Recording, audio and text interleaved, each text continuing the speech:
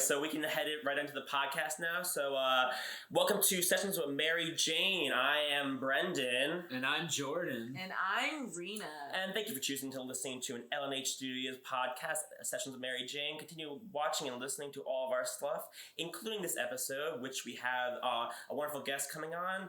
Please welcome Harry Woliner. Thanks for being on the podcast, Harry. Of course, yeah. Thank you for having me.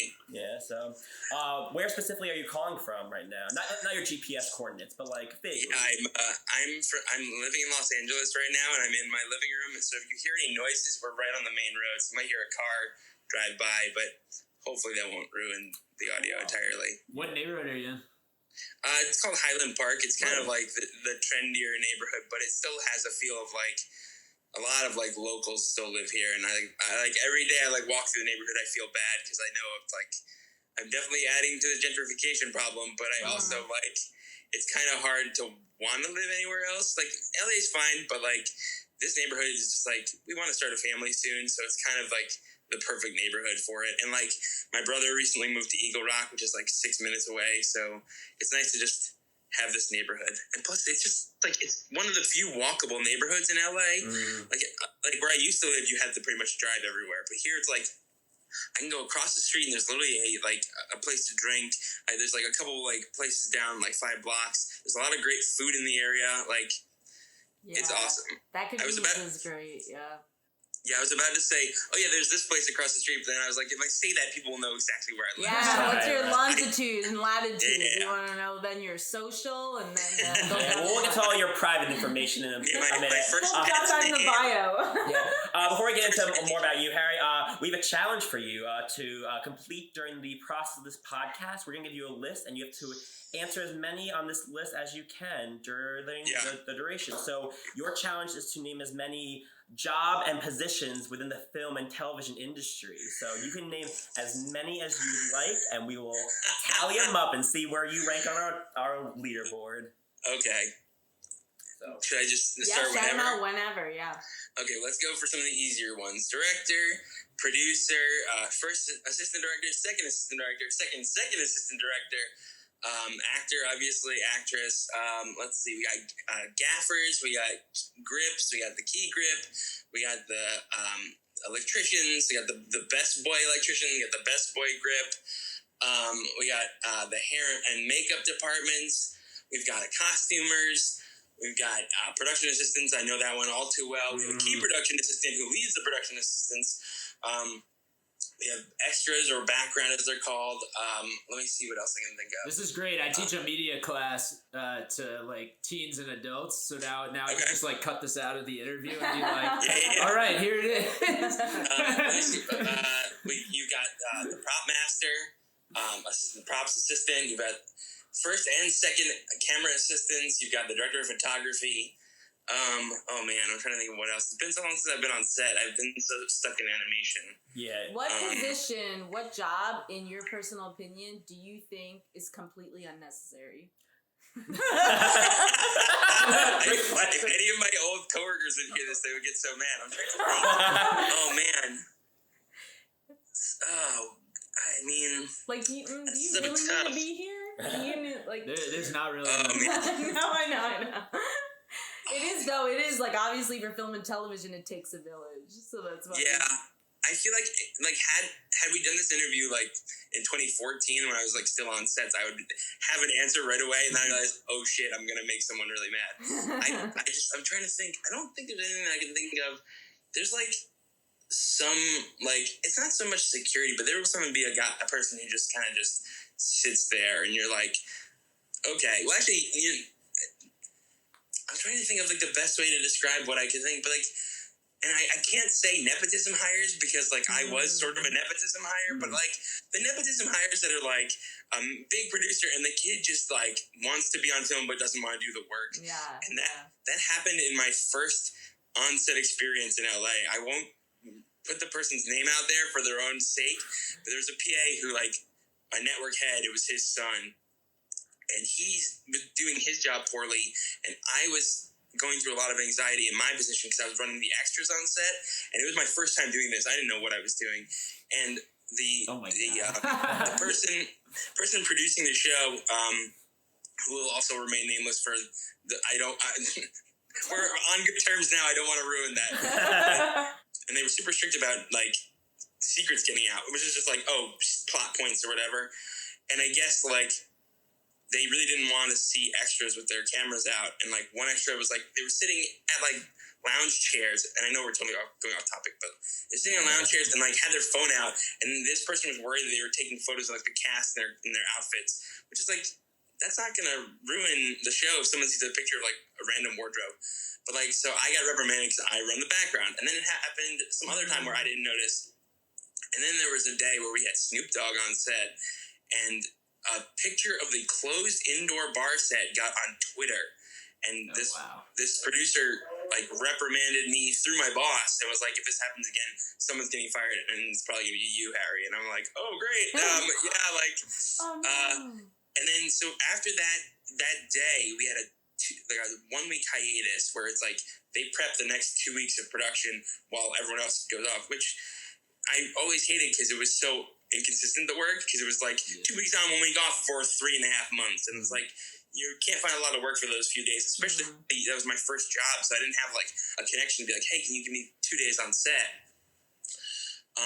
But yeah, so then I'm like, it's the Saturday or Sunday before we come back, and I texted my boss because I was close with him. I'm like, hey, so I really like this position's giving me anxiety, and I knew the other guy was not doing well, but I was like, I don't know if they're gonna get rid of him. He's a nepotism hire.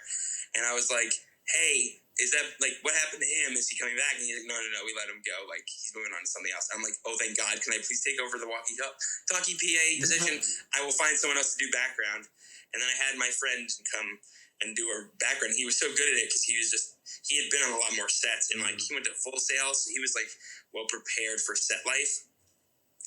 And then like the whole season after that was so much better. Like I never got like reprimanded like that again. The only time I did get reprimanded was because I didn't we have these big like blue units that are for like air conditioning because it's like the summer or whatever. It's hot in LA, and it was to go into the like front door of this tiny little comedy club. But like that became a fire hazard. Like, that's blocking an entryway. And the producer screamed at me. She's on the phone with someone like just having a conversation and is screaming to this person about me while I'm standing there going, this fucking idiot PA won't put the air conditioning in. And I'm like, you know what? I'm just going to do it. And if this place gets shut down for fire codes, that's on them. And then anyway, that totally went off topic from the naming the positions, but yes, that's the podcast, though. Yeah, but that was a good explanation. Yeah. So you were saying you, as the background PA, is unnecessary. No, I think there is. I mean, I don't.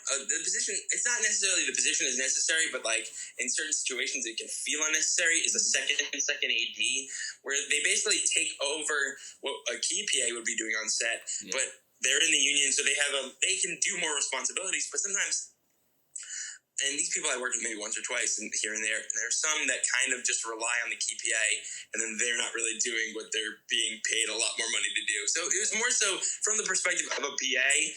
And then when I became a key and we would have seconds, it was kind of like, oh, great. Yeah. So I'm going to do a lot of work and you're going to get credit for it. Yeah. I like how you did bring up the nepotism hire, though, because obviously a very real thing. But curious, from the stress that you've had with being on set, or just the anxiety of being on, do you miss it or you enjoy work? Because you're saying now you're in animation. I miss the people I worked with, and I miss the sort of exhilaration of just like being on a set and like seeing stuff happen, and like getting to work with people who like know my older brother, or like people I became close with. Like there are a lot of people on those sets that I still keep in touch with, but like I won't be working with them if I stay in animation because they are strictly live action. So it's similar to how I feel about like when people ask like, oh, do you miss New York? And I'm like, I miss the people. I don't miss literally sweating through my shirt when I walk out the door. Like I'm a big guy. I sweat real easy. Like, so being in like humid New York heat is the worst. And then like being on set for 14 hours a day in the sun and not being able to sit. That's sort of that version of it for set for me, where I was like, I come out to LA and like it's hot out, but it's dry. I'm not sweating. I might get a little sweat on my brow, but that's about it. I wear a hat, but sunblock, I'm good. No, I sweat so much when I go into the city in the summer, and then especially when you go into the subway, I'm like, here we go, under beach sweat. Here we go. So it's a bad sauna. Yeah. And then it just smells like pee, and you're terrible. uncomfortable. And you have to bring a hoodie with you because it might start raining. Speaking of hot sets, you worked on one of my favorite shows of all time, the Eric Andre show. Oh my God. That reaction. So, were you a naked PA at any time? No. That's one guy. That was my first question I had to get out of the way. That's Pat Regan. He's a comedy writer. No, so he was like the writer's assistant who they would also just have constantly be the naked PA. I worked on season 3. I worked the whole season. Thankfully it was pretty straightforward because it was mostly in a studio where it's like and we also had like interns at the time, so I would basically just help manage them and be like, hey, I need you to stand outside of this door and just make sure nobody goes in when we start rolling, or like, hey, like we need to help clean up the set, because they had an art department, but they also relied on the PAs as an extra set of hands. Yeah, there were a few messes on that set. That season was nuts. And, like, I felt bad because I wasn't used to doing, like, stuff where I was, like, fully helping out, like, a department. Because on, like, most, like, union shows, I don't know if that's changed for them or not, but, like, on the league, like, you can't touch art stuff unless you are in the art department. Like, they will get mad at you. Like, I can help the prop guys move a director's chair, but, like, if I went anywhere near an actual prop, I would be, like, they would stare daggers at me. So that's like, it's a very different sort of feel because it's like, it's lower budget, it's Adult Swim, it's like they're just trying to get the show done. So like, right. There was this one band that just like was like, I forgot the name of the band, but they were just like destroying a bunch of food and making a mess and like flipping a table. And at the end, I'm just waiting outside, just like waiting to like see if anyone needs help with just like actors or any other thing. And then the art director and his art interns were cleaning up, and he saw me just like sitting for a minute and reamed me out. Like, got so mad that I was sitting down, and he's like, hey, you need to help us clean this. And I was like, I had no idea. Like, that's not usually part of this job. Like, I like was profusely apologetic, but I was just like, I feel terrible that this guy thinks I'm like lazy. Like, I don't want to come off as lazy. Like I said, I would consider myself a nepotism hire. Like, my brother works in the industry and knows a lot of people, but like, I would always try to not be the guy who's like, I just got here, now I'm safe. Like, I would bust my ass. I mean, I think it helps to have my Jewish neuroses. I'm constantly anxious about things. So like, I always try to like do my best. And like, I say like, he opened the door, but then I like got both, I like pushed it open. You know what I mean? Mm-hmm. Yeah, of course. I mean, take us back for a second as far as what sparked your interest in going in this field, like where you grew up and what was your first introduction into it?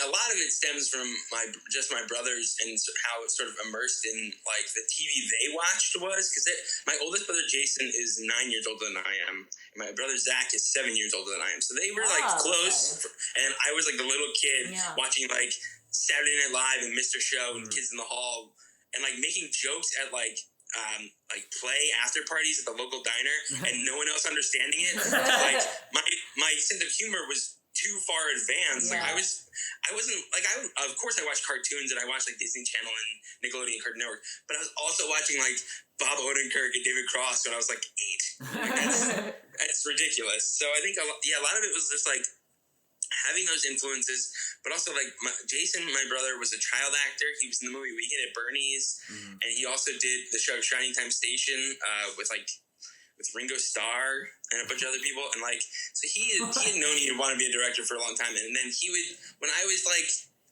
9 or 10, he was like leaving for like high school or college, and then he proceeded to make films with his friends, and I got to be in those films, and like we did films, and we were like, I was like a little kid, and we were doing like just like home videos, making up like stories. And I get to be in a lot of that stuff. So I think that sparked like the acting bug, where I did a lot of theater in high school. Okay. And then when I was like, what do I want to study in college? I was like, I I'm not great with like the typical school classes, but I love just like making things and like being creative. So I like when I was searching for schools, I went to I went to SUNY New Paltz upstate, but the choices I had were like SUNY Old Westbury, SUNY Stony Brook, and Cortland. And like Old Westbury was kind of not my thing, and then we went to Stony Brook for a college visit, but it was much more like science and math based, and also like 80% of the population is from Long Island, so like there's no like weekend life from what who knows what it is now. That was in 2007, but I was like, I kind of like being social. Like I knew like everyone in high school, but I didn't have like a core friend group. I just happened to know everyone because like my dad taught there, my older brothers had gone there, so like a lot of the teachers knew me. If I didn't do my homework, my dad heard about it right away because they literally would walk down to his office.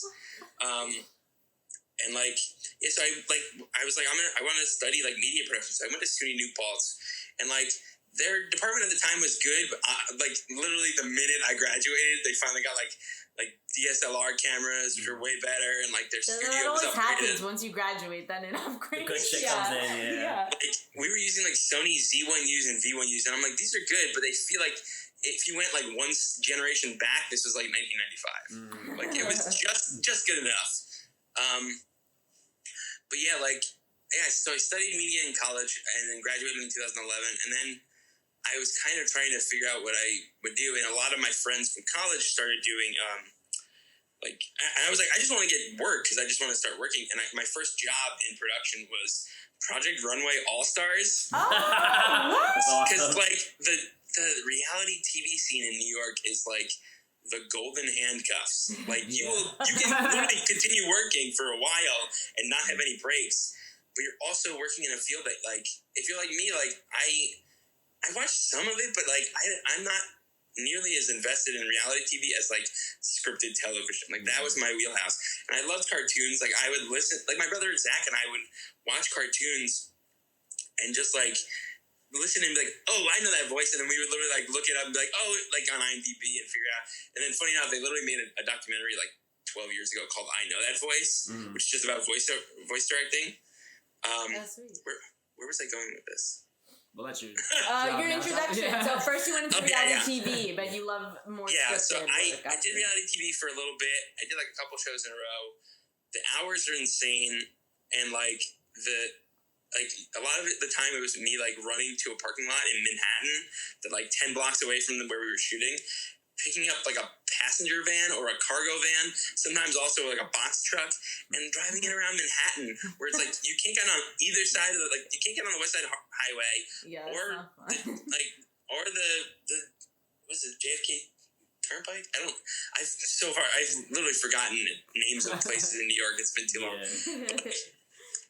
You can't, there's so many one-way streets or like little roads. Like I've already said I have a lot of anxiety and stuff. It was so anxiety-ridden driving like a truck from Manhattan to Brooklyn and back. Like one time I went to a Midtown tunnel and the clearance on the side was like that much, and I was like trying to not hit the cones in the middle on the left, and then my right mirror bangs the wall, and the fucking truck starts swerving. And it's like 11 p.m. I've been working for 14 hours. I'm like, I just need to not die tonight. Oh my gosh, you're just trying to survive. Every time I talk to people about that work, it's not PTSD. I don't have panic attacks, but I remember that and I go, I'm so glad I don't drive trucks for sets anymore because that is. Yeah. Bonkers. Yeah, you can breathe. It's gone. It's over. Don't worry. It's gone. It's in the past. They definitely have shifted the I'm sorry. I was just going to say that they've definitely shifted more into getting professional truck drivers, I feel like, and more professional drivers too. There are still box truck PAs, but that was gnarly stuff they have people do. I have so many stories of driving vehicles. One time I was trying to gas up one of the trucks, and as I'm turning out of the gas station, I hear a noise, and it's like a smash. And I'm like, oh no, what did I do? And I get out, and it's I bumped into I feel like I'm like admitting to it. I'm not admitting to a crime, but like the guy was fine with it. It was like this shitty bus that like this guy was The driving. production company is admitting to a crime. Yeah, I think the statute of limitations is already way past. It's like a decade ago. But no, like I like accidentally like bumped into this guy in like a really old used like school bus. I don't know what the deal was. It might have just been like some guy. But you hit a bus, not a guy. Yeah, no. I hit the vehicle. Okay. It was not a human being. I accidentally like bumped the side of the bus, and he was like, "Oh, don't worry about it. This thing's a piece of crap." I was like, "Oh, thank God! I need to get back to the studio with this stupid truck." Oh boy. Yeah. That's some good stuff right there. Yeah, so I tried to get out of reality. No offense to reality. There's a lot of good stuff. I watch stuff now, but I had to get out as quickly as possible. What was one of your favorite scripted shows or films, or one of the projects you really enjoyed working on? In terms of on-set stuff, I mean, honestly, the first scripted show I did was called The Heart She Holler, which is a really obscure Adult Swim show with Patton Oswalt. Oh, wow.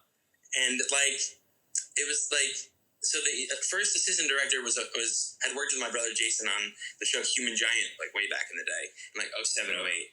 And then he introduced me to this guy, Neil, and then I got to be basically the talent driver PA for the whole season, where they rented me like a Chrysler Town and Country van, and I would just like go to like pick up like Patton Oswalt, Amy Sedaris, and like David Cross from their houses or their apartments in Manhattan and Brooklyn, and drive them to set, and then I would just help out, and then like I would just have to keep track of when I needed to pick up the next person or drive the next person home. And it like I had to like help out on set too, but we had enough people on that end covering, because like you can't rely on me to do it if I have to go like pick up an actor. So it was like it was really good, but it also wasn't like crazy stressful. But I think it almost didn't prepare me well enough for when I moved to LA and was working on these like crazy sets, long hours that I'm constantly moving. But like it was a good first experience. And then like during the season, there's an episode where Patton Oswalt is playing two characters at once, and I come back from picking up an actor, and then one of the interns just hands me like a pile of like costume and say, "Hey, this is you now." And I go, "What?" And then someone clues me in. I'm the only like guy on set with the right build to play opposite Patton as himself from like the over the shoulder shots. And it's in season 2 of the show. And like there's an entire episode where like I would either have to watch him and like try to mimic his performance and then do the reverse, or it would be I was the first one doing it out of the two of us, and I would have to sort of be the one to inspire his performance. Establish what he's gonna do. Yeah, so like I would have to like walk out of a scene a certain way, and then he would have to mimic that. That's so funny. Yeah, it was so weird, and like you can really tell, and like there's the shots of where he's in like a tuxedo, and like the wig I got is like his, but not quite, because like most wigs when you have like a body double don't always quite match, and you can tell. But like there's one wide shot of me like standing at the altar, like going like, "What's going on?" Like that's, and like you can clearly see this person is not Patton. It's like the show is so nuts. Like who cares? Yeah. Were there any interesting car ride conversations?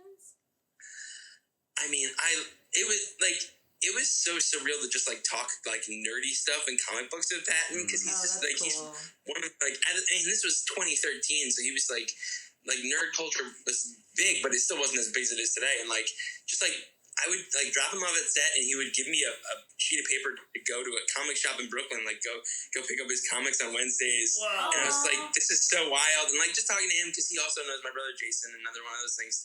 So we would chat about like the show that we've called into a bunch, and then like I think that was cool. And then also the Amy Sedaris is I like at the time it felt like she was like my really cool aunt that I would like drive to work every day for some reason. Like we would have like she just like silly and kooky and fun, and like and talked about her like rabbit at the time, and she was just like had so much great energy, and it was so cool. And like it was my first time working with like celebrities and like famous people, and like it was like the best like way to start things off, where she just like couldn't have been more fun to like hang out with and chat with. And then on our last day of shooting together, she gave like these like tea kettle like pot holder things to all of her co-stars, and then she said, "I have something for you, but I'll like let me know when you're done, and or, like let me know when you're driving me home." And she gave me a box,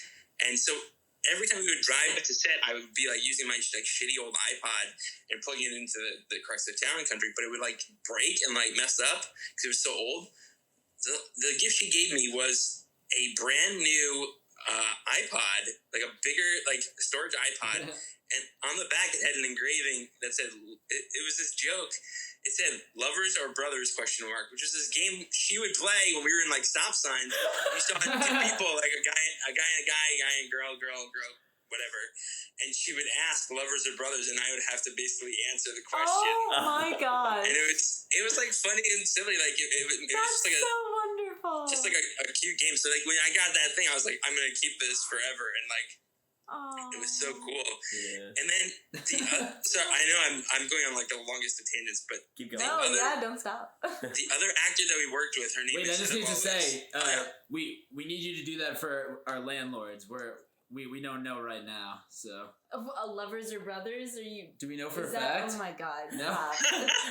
Yeah, stop. They're brothers. No, they're lovers. They have a terrible bit going. It's not so. Stop it. I don't know if they listen to this.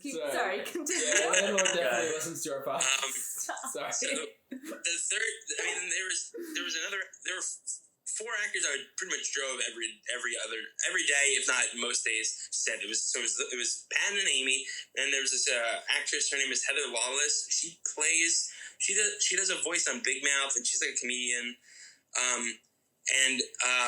So the craziest thing about that is I only found out later when I met my now wife. So this was spring of 2013, I would drive Heather Lawless to work every day.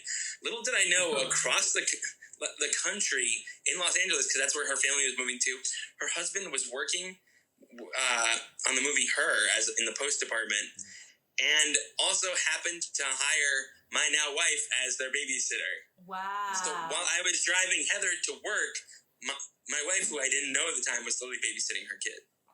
Wow. That's so, isn't it weird and interesting how it just like it just lines up that way? That's so unusual. It was very surreal when we found out, and also then they wound up coming to our wedding, which was really cool to like see them, because like they were part of our story, like literally. That's lovely. And then the fourth other actor I would drive a lot, his name is Joe Sikora. He's on the show Power. I don't know if you know it. It's on like Stars with like it's like 50 Cent's produced show. Okay. And he was also the like biker in the episode of the first what is that show called? It had Matthew McConaughey. It was on HBO. Oh, True Detective? Yeah, so he was in the first True Detective season. He was that biker that gets carried through that like 6-minute long tracking shot. Oh yeah. So like we were shooting Harchie Holler, and we were like, "Hey, we're coming up on this week of shooting, and we're shooting in the house of the characters that Heather and Joe played together." And then he's like, and then the producers in the 80s got a call saying that HBO needed him to shoot this thing that entire week. Like we were losing him after Tuesday night, so our 80s scrambled and got him all of his stuff done in those first 2 days so that he could fly out to New Orleans where it was shot. And it was wild. But yeah, so like him and Amy were the two I drove the most. So I became really close to them, and like I had his, like we would keep in touch, and like he invited me to like an engagement party, and then like I couldn't make it just for one reason or another. But like yeah, I still keep in touch with them, which is so cool. It's like these people were from my first like full on like scripted gig. Yeah. But yeah. Anyway, I know. How did you transition in working animation? Like, what have been like the biggest challenges just adjusting from the on-set life to the new jobs that you're working now? It was a really good transition because it was middle of 2016. Like, I got the call in August 2016, but so like 2016, my production life had sort of slowed down because the league had just ended on FXX, so that wasn't coming back. I had done a few seasons of Drunk History, but for whatever reason, I didn't get called back, and I was like, okay, I understand. I'm sure different production crews took over and whatever. They have their own like PAs they want to hire. And then I went to a table read of Bob's Burgers because one of the writers, his name is John Schrader. He's a friend of my brother's and was at his wedding, and we talked at the wedding, and then he saw me post a picture of Olivia and I, my wife, as Mr. Fischoeder and Gail for Halloween that year. So then he saw that and then messaged me like, hey, do you want to come to a table read sometime? These are the days we do it, blah, blah, blah. And I was working freelance, so my schedule was flexible. And I went to the table read, and it was for, I wish I remember the episode name. I'm like blanking. It's been a bit. But it was like Tina and Linda go to this like convention for this like astronaut. And like Tina's supposed to read like a speech or something. I forgot. Oh, it's the Grand Budapest Hotel. It was Grand Budapest Hotel. So I went to that episode, and then after the table read, I got to like talk to John Schrader, the writer, and he's like, "Yeah, man, send me your resume. I don't think we have anything at the moment, but who knows." That was January of 2016. So then, obviously, months passed. I'm doing like random PA work on set still here and there, but not making like a ton of money because it was just like I didn't have a full-time show at the time.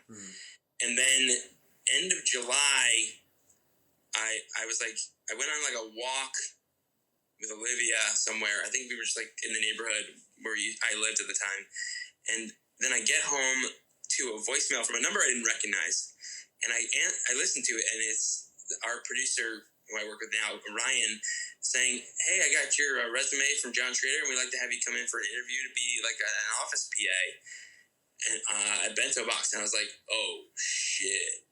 Like, yes, please. Because, I mean, my work is so inconsistent, and I also just was trying to find something different because, like, I got real burnt out on set. Like, it like, destroyed my energy.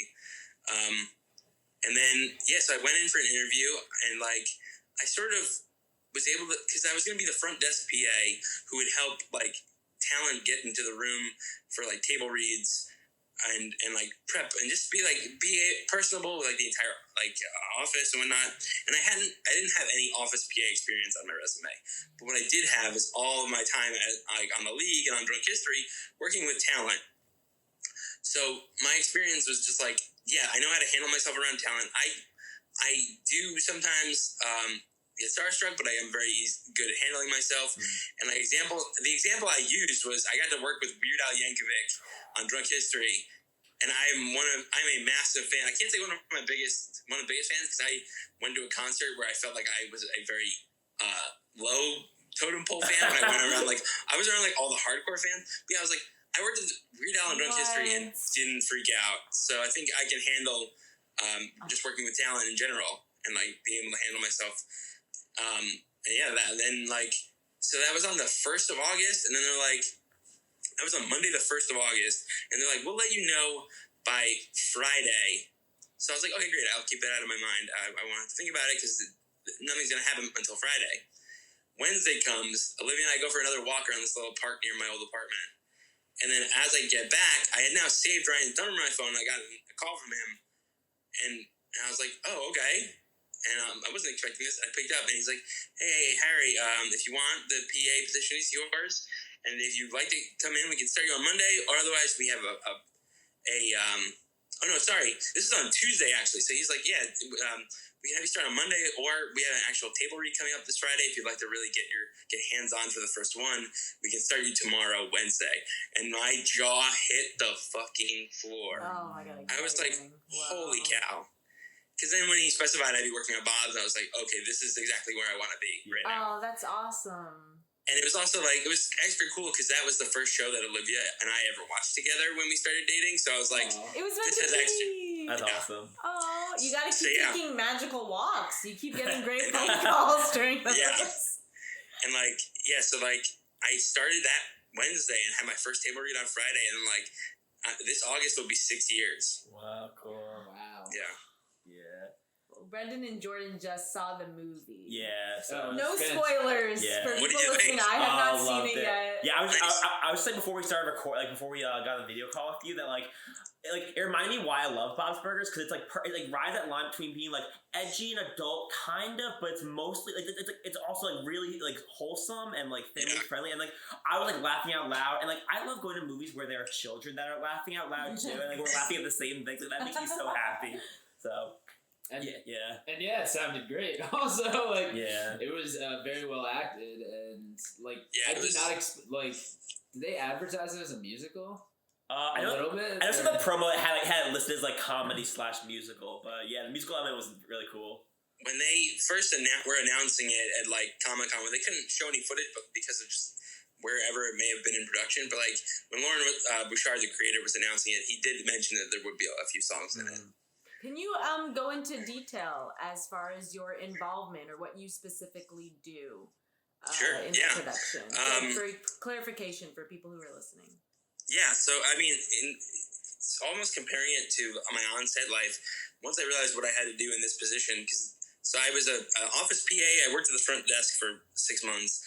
Then they moved me in like a digital asset PA for another 6 months, or like 8 months. And then when I moved into dialogue coordinating, which is my current job, that was October 2017, right? Yes. Yeah. So October 2017. So my job, I basically categorized it as if a first AD, a second AD, and a script supervisor all were melded into one in recording sessions. So my job is to find out who we need for the cast, talk to the production about who they want to cast for any new roles, notify casting about who needs to return for roles, and then I get the script, I break it down into scenes, because like there are scenes, but it's sometimes easier to break them down into other chunks where it's like I focus on these characters and then these characters, and then you wrap some of these actors and get these, trying to manage time in a record session because you only have a certain amount of time, and you don't want to keep actors all day. Yeah. So my job is to make it as efficient as possible and get everything done, but try not to go like crazy out of order. Like a lot of TV shows, you'll shoot out of order a lot. But with this, we try to do like storyline chunks where it's like we'll do the Bob and Linda stuff first. We'll bring in all the kids to do the family scenes. Then we'll wrap John Benjamin and John Roberts, who play Bob and Linda, and do all the kids only stuff. So like you're trying to maximize your time. Yeah. And then so I'm doing that. I'm setting up the records. I'm talking to the recording studios, or if we're recording from home, I make sure that everyone has equipment, and I make sure that our editor is prepared to record the remote people, because that's been a thing the last 2 years, which is a whole other can of worms. We figured it out, but it was a very wild process. And then my other job is in the actual sessions is to take notes on like takes, and if they improvise, I have to try to shorthand it as best I can. When I was doing it in office, it was a lot of handwriting, so my handwriting would get kind of messy. But here, I can literally just like open up preview and just make like a little text box and just start typing what they're saying, so it's a little more accurate. Excuse me. Nice. But yeah, so that's the majority of my job. Yeah. Was there any major adjustments you had to do going from doing the TV show to the movie, and especially with the musical elements of it? For the TV show versus the movie, the TV show a lot of the time will record first, and then they'll animate to that audio. But because of the scheduling, and I think because of lockdown, there were lots of like cogs and wheels operating things where like they needed to get stuff done on time, so they couldn't record the actors because it was still like there like all the stuff with the changeover from like in studio to remote, so they had to keep production going. So they were producing the movie with the audio of the creator of the show, and I think when the DVD comes out, you'll see a lot of like deleted scenes, I assume. Honestly, this is just coming from an assumption. I literally have no idea what is going on for the DVD. I mean, there's some stuff that they've announced, but like, so I think the creator of the show had to do all the audio and like impersonate each of the characters to the best of his ability, so that we can animate and the acting would match that character well. And then we had to bring the actors in and do ADR over the stuff that already existed. Wow, man. Wow. So it was a little different, but it was still a lot of fun. And I think just getting to work on the movie, I think the main cast, you could feel the energy was exciting. Cause the show is great. The show is become such a staple of the Fox TV family. But I think just going we're making a movie that people are going to get to go see in theaters and dress up. That was people would occasionally say oh, it seems like this should have just been on Disney Plus and what have you. And Lauren Bouchard and Bernard Derriman, he directed the visuals of the movie and also was on all of the recording sessions with Lauren and I and a few other people. But they said it like this: you have the show at home. The movie is literally is the kind of thing where you go out with your friends, you dress up as the characters, which a lot of people did. I was seeing it everywhere for the people. I'm in one of the fan pages and I'm just an observer and I just see it and I'm so excited for them because they'll post pictures of them. Either they're the family members or some of them are real deep cuts and I get so stoked to see that. I love a good deep cut costume and yeah, it was for them to go and once they've seen it enough, they'll want to go and just sing along with the songs. I was sitting when I saw that movie with my family, I was legit singing along to the songs because I've heard them so much, but also because they're so fun and it's so. It is so special. Yeah. It's such a fandom and also I love when they make a movie out of an animated show. Yeah. Because it's so I'm of course it's such an intricate process, but when this is the first thing that just popped into my mind when the SpongeBob movie came out and the first one and you're just oh yeah, okay, there's something just on a mega scale where you're seeing it on the big screen and it is the experience of going in and all these people who've watched the show. That's the thing too, because it's just you at home, your living room, if you're only child, if you have your siblings, your cousin, whoever you watch it with, your parents. But then when you go into theaters and you see everyone come out of their woodworks and you just you see the people, the magnitude of the number of people who are fans of it and you're holy cow, this is amazing. And I think the movie does have to, especially for, the examples you gave, I know that, the Simpsons movie is similar, too. It's, it does have to feel bigger in a certain way, and I think, that's one of the things about Bob's Burgers. It feels like it's worthy of being a movie, and it's worthy of being in the theaters, and it feels it is the show, but it's bigger, too. Yeah, so, that was, exactly, so Lauren, when they were all doing the interviews, he was we want it to feel big, but we don't want it to feel there's a lot, too many, there's stuff outside of the city that they're in. They kind of kept it contained to, the parts that you recognize, but with some added stuff to make it just cinematic. And, obviously, you see the character designs, the backgrounds, the shadows, everything looks bigger. It looks more cinematic. And, this is what I heard when I was working on it. I don't know the exact specifics, but with cartoons, obviously you only have certain budgets. They animate every other frame, so things are they look fine, but it's not as smooth as normal human motion. With the movie budget and the movie time, you can animate on every frame, so it does look smoother. It's I think I don't know if you guys know, but in Into the Spider-Verse, Miles Morales for the first chunk of the movie is animated every other frame. Well, everyone else is animated on the frames. So when he finally comes into himself and he's Miles Morales, Spider-Man in that black and red suit, and it's what's the danger? And he starts moving more smooth. That's because they're animating him on every frame. That's amazing. It's one of those things where it's you don't know that, but your brain does know that there's something different. That's a kind of the beauty of the visual medium is getting your brain and yourself to feel something, or someone else to feel something and think something, but not even realize that they're thinking and feeling that. Yeah, because if you watch when they're leaving that facility where they stole that computer.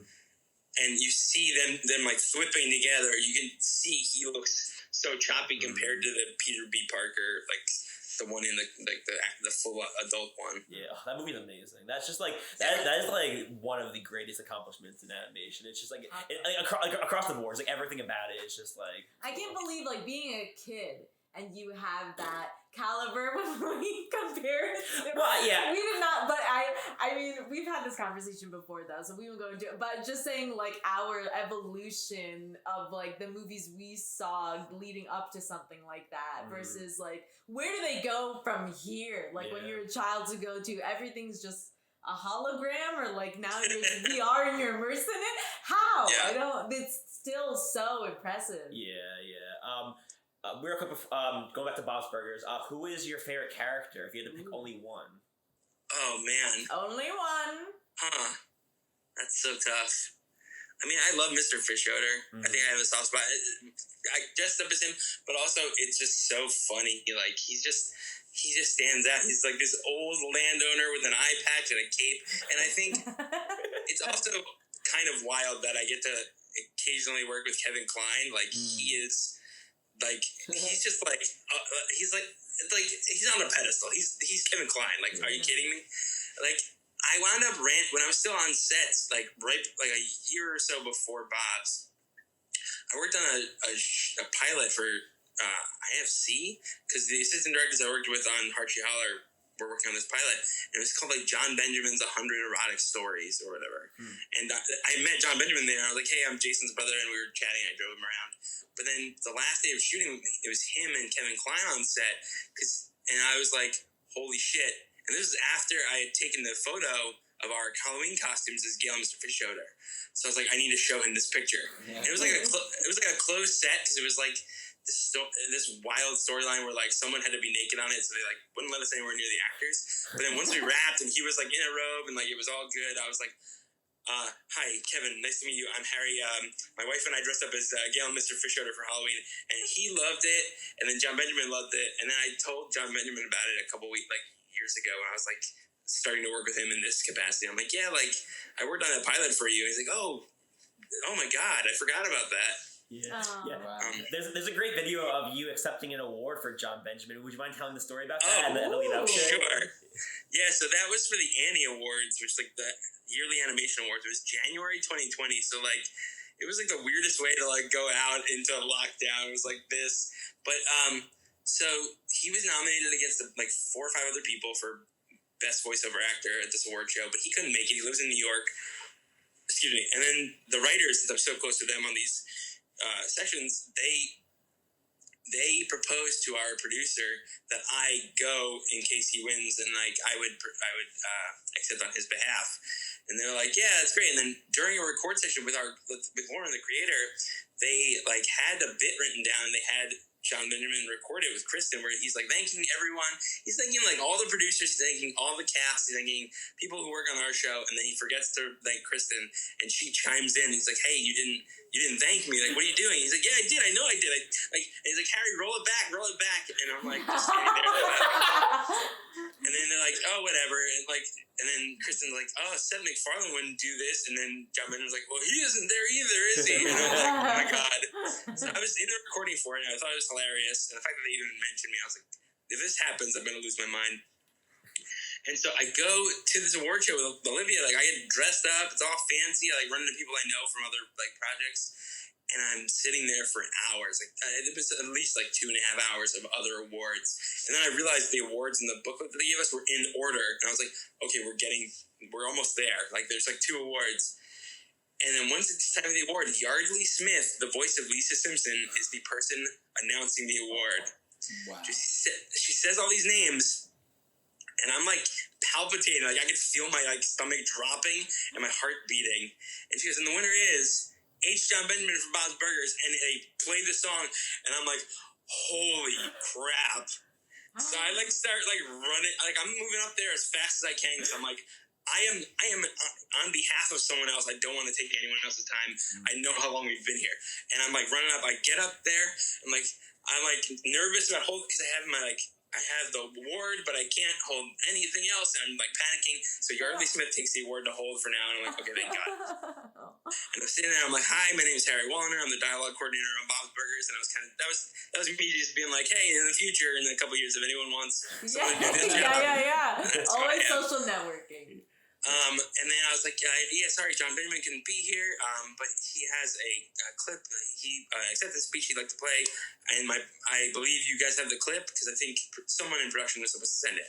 And I'm standing there, and nothing's happening, and I'm like, oh no. And they go, I'm sorry, we didn't get the clip, sorry. No. And I'm like, well, thank God I downloaded it onto my phone. I'll play it on my phone. So you see me in the clip, like holding my cell phone up to the mic. And they play the whole thing through, and then like people are laughing because they think this is a bit. Like I did this on purpose. Oh my God, that's amazing. That's great. That's so great. I was like, I just want to have it on me in case anything happens. What a good idea. And I'm very glad I did, because it made for an incredible moment. And like my boss was watching the live feed and like texting me right after, like, you did great. And then I got messages from like Kristen Shaw sent me literally the video that Nick Kroll apparently, yes, I will pick those names off the floor. Nick Kroll was at it for Big Mouth, and he had taken a video because he knows me. I worked with him on the league, and he knows my brother Jason. So she has sent me a video of it, and my brother Zach recorded off the live stream.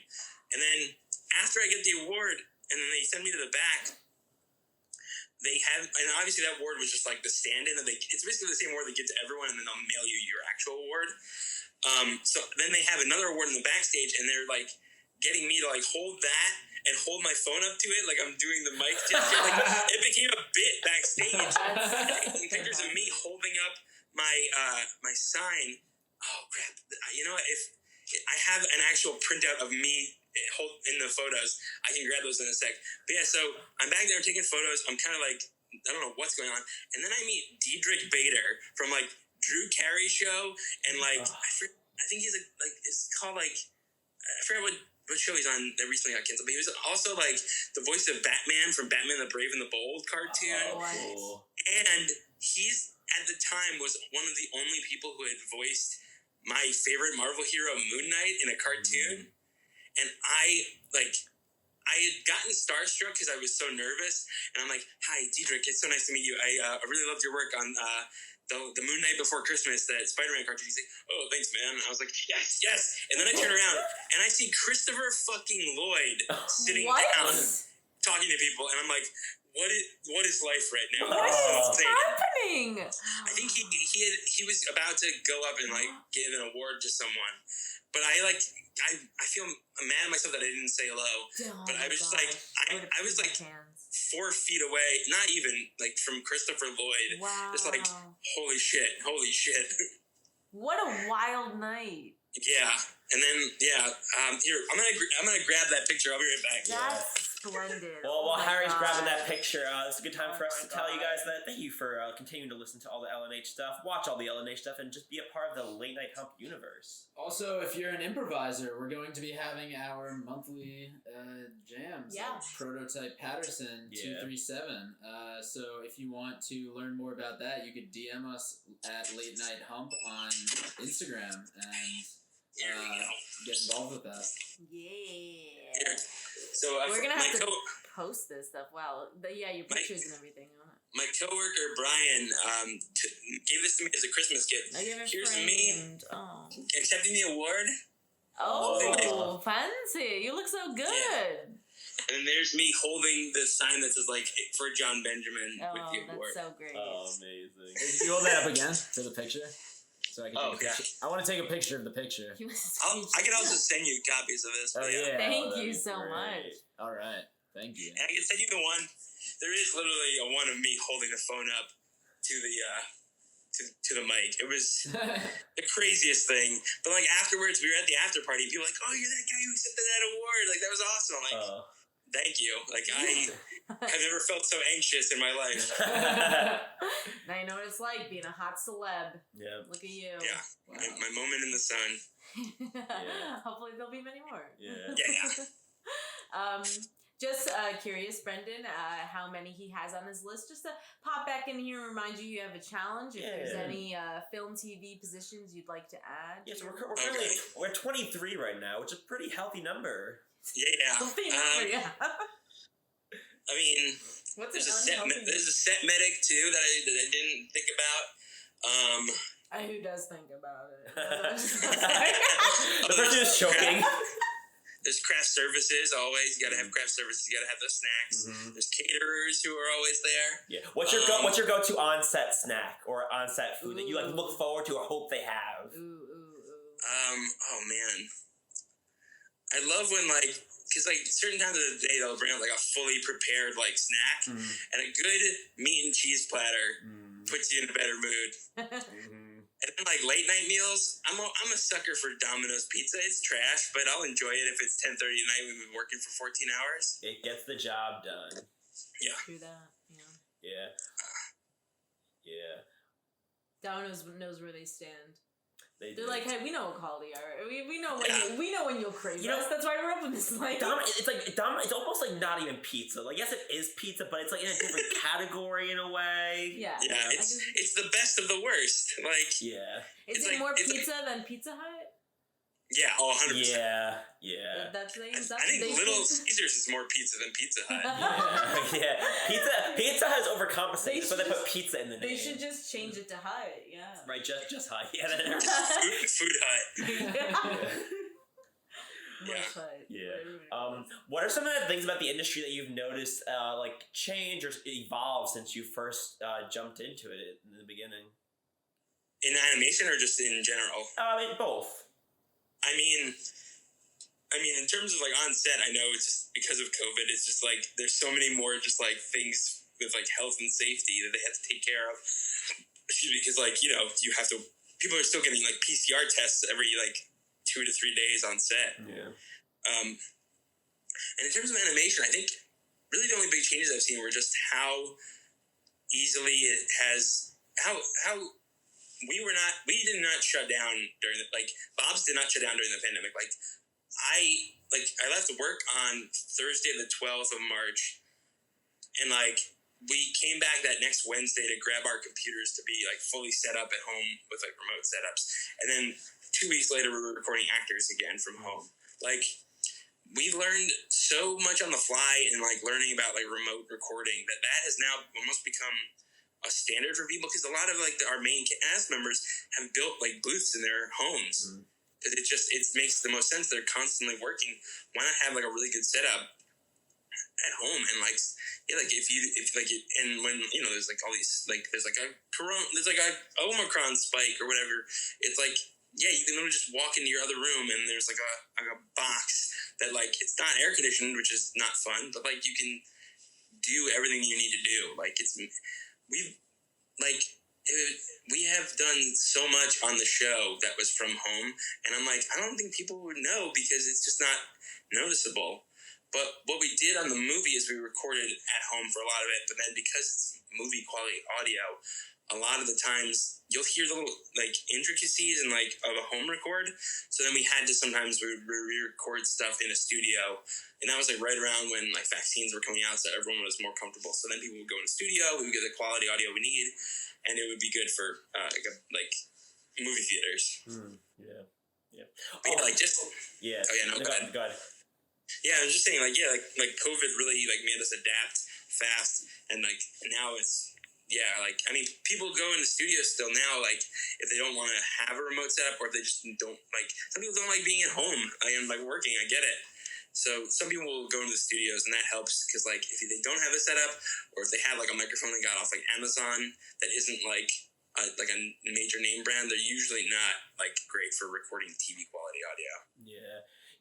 So you mentioned a lot of people who were either specifically voiceover actors that you really admire, or that's what they're primarily known for. What do you think about how a lot of animated projects more and more are using well-known celebrities, or not specifically voiceover actors, in lieu of the people who were that was their thing they did? Yeah, obviously I kind of work with both sides of it, so it's it's hard to be critical when it's I work with a lot of people who are they do a lot of live action, and then this show or other shows, I know a lot of big mouth or really cool comedians who VO acting is not their first thing. But then you get guys I work with Dave Herman, who plays Mr. Frond and Mr. Bronca, and does 100 voices, and he is so he has so many characters that he does. And then you look at the other shows he works on, Disenchantment, and he worked on Futurama and King of the Hill, and you're holy cow! Before I watched the I Know That Voice documentary, I really only thought of him as, oh, he was that guy who was in Office Space and was on Mad TV. Mm-hmm. But then when I saw this documentary and I started working with him, I'm like, this guy's got like a VO resume longer than most other like guys I like work with in like the VO field. He just has been doing so many shows that his voice changes so much that you'd have to like be listening for it. Yeah. Are they the same casting directors for animation as live action? Sometimes our casting department has also done a lot of live action stuff. But yeah, I think they kind of work with us on all of our animation stuff. So I don't know how much other live action they're doing now, but yeah, I think it really depends. But I think that a lot of them are bound to mix it up. Nice. Yeah. What are the things you're looking to try to do going forward? And like, when will we see you accepting an Oscar and giving the speech via cell phone? Yeah, I'm still trying to figure out what I want to eventually like be my final goal. Like, if I were if you were like, oh, what could be the full on dream goal?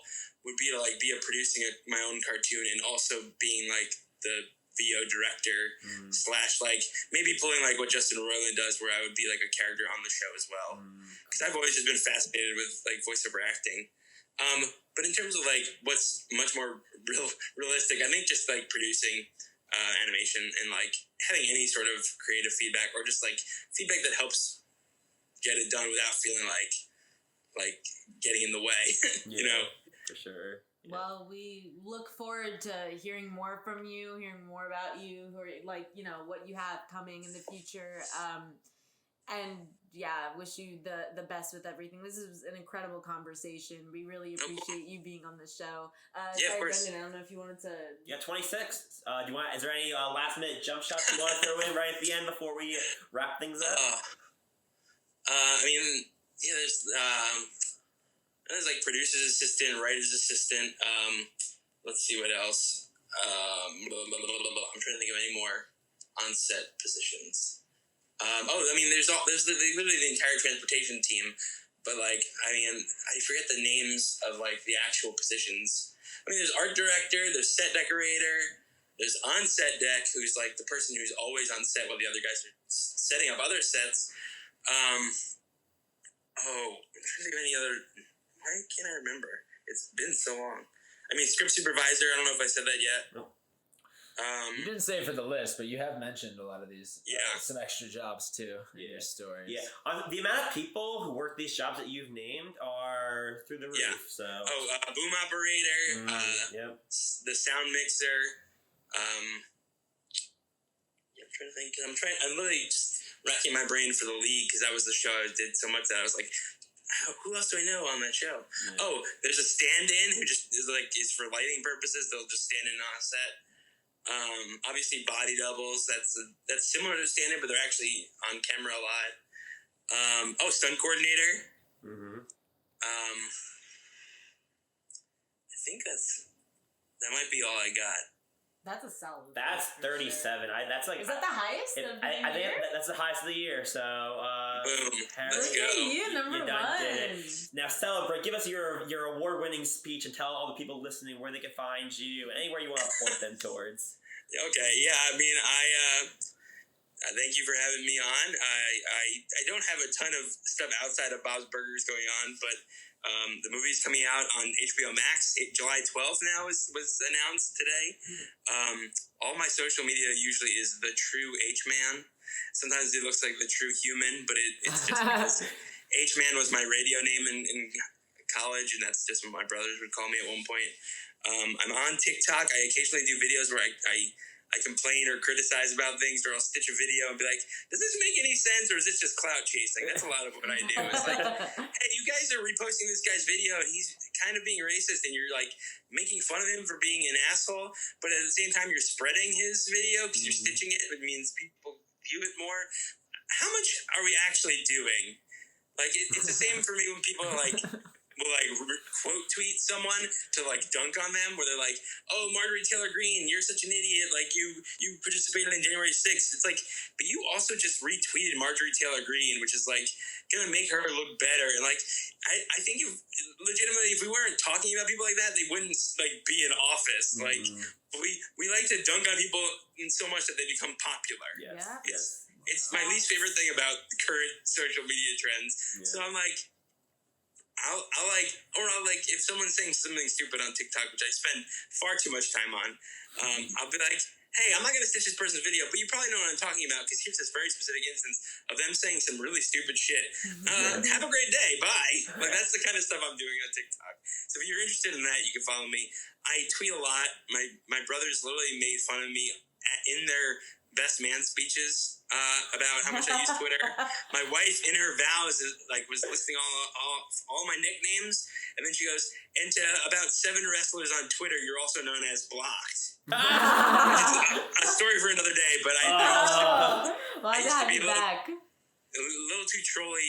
Not trolly, but like I would basically criticize when like shitty wrestling stories happen, and then or like people did things that didn't make logical sense in wrestling storylines, which is far too often, and they would block me on Twitter, and I'm like, whatever.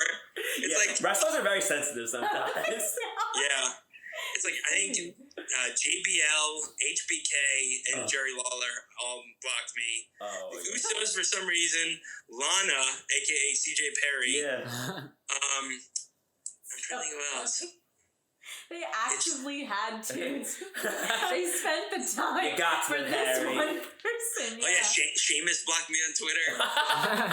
Yeah, so, I'm active on Twitter and Instagram and TikTok. They're all just the true H-Man. There's no spaces. There's no underscores. But wait. Before you go, though, I have to hear it. Do you have a weird story from New Paltz? Was there anything ever weird happen to you? Like, that's a cool place. Did you enjoy your time there? Yeah, I mean, I love New Paltz. Whenever I go back, it's a blast. Like, I took Olivia up for our 5-year anniversary, and she had never been, but I had been where she went to college at University of Michigan, and like we like bar hopped and like barely spent any money because it's so cheap up there. Yes. And then like. Yeah, it was just such a weird vibe, and I'm like hitting up all my old like places I would go to eat, and I was in a fraternity in college, so I went to that house to like see the guys, and I was like, being here makes me feel real fucking old, because you guys were like people are starting to be that age where they're like born in the 2000s and they're in college, and I'm just like, oh my god, like like the fact that I can so vividly remember that era. It's like I can't come hang out anymore. I love you guys. I hope everything goes well, but like they were telling me like what class number they're up to in the fraternity, and it's so far past the one I was in. I'm just like, oh, my bones are creaking. Yeah, well, I'm trying to think of like weird stories. One time, I mean, this was after I graduated, but I went up once for Halloween and I was dressed as Walter White with like the bald cap, the fake beard, sunglasses, and the hat, and like I looked like genuinely like an older man, and I came into the frat house for a Friday party, and one of the guys like came up to me and was about to start shit. I'm like, oh hey man, how's it going? He's like, Harry? I'm just gonna throw you out of this party because you look like a random old man. Why all these young kids, you old man? Yeah. And the only I don't know about weird stuff, but like my freshman year, my friends and I went to a pumpkin patch late at night and stole pumpkins. It was just a weird experience. I like barely knew anyone. And they're like, yeah, let's go commit minor crimes. They did. The Peanuts did it, so the Peanuts can do it. You can do it too. Yeah. I mean, this was like 17 years ago at this point, so I think I'm past. Always got time for minor crime. That's right. Yeah. And on that note, we're gonna get out of here. Thank you everyone for listening to Late Night Hump. Again, please follow us everywhere. Watch all the things we're doing. We have a lot of great projects that are going to be coming out in the next couple of months. And have a great rest of your life. Bye.